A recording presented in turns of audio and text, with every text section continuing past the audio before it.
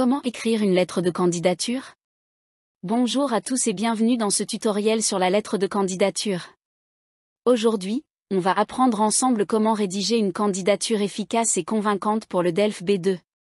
Dans l'épreuve de production écrite du DELF B2, vous pourriez être amené à rédiger une lettre de candidature, que ce soit pour un emploi, un stage ou une opportunité d'études. Il est crucial de suivre une structure claire et formelle. Alors, allons-y étape par étape. Étape 1. Formule d'appel, salutation. Comme toute lettre formelle, on commence par une salutation adaptée. Si vous connaissez le destinataire, utilisez Madame, Monsieur.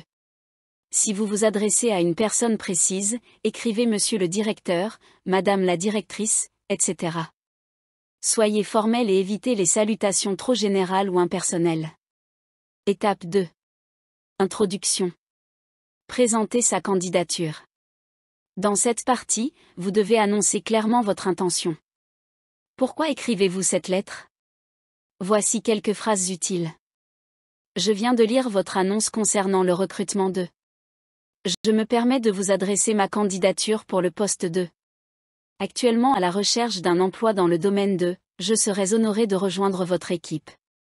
L'objectif est d'être direct et professionnel dès le début. Étape 3.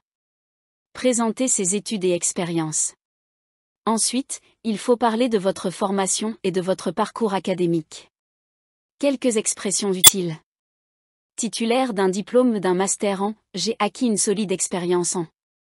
Je suis des cours de, je viens d'obtenir mon baccalauréat.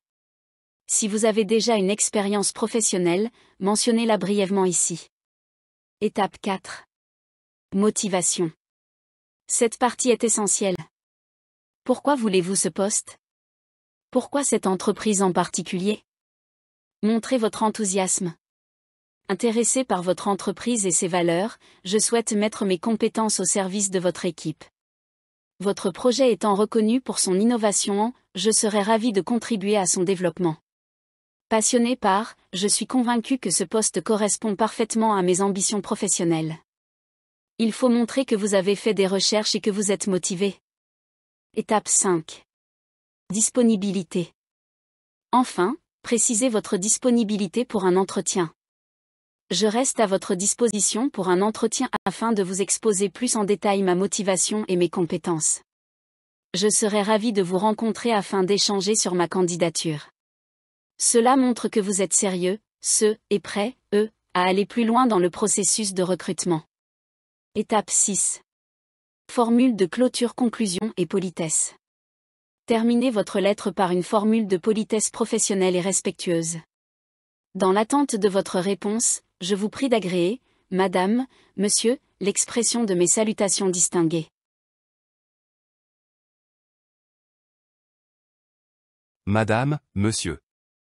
Je viens de lire votre annonce concernant le recrutement de, et je me permets de vous adresser ma candidature avec un grand intérêt.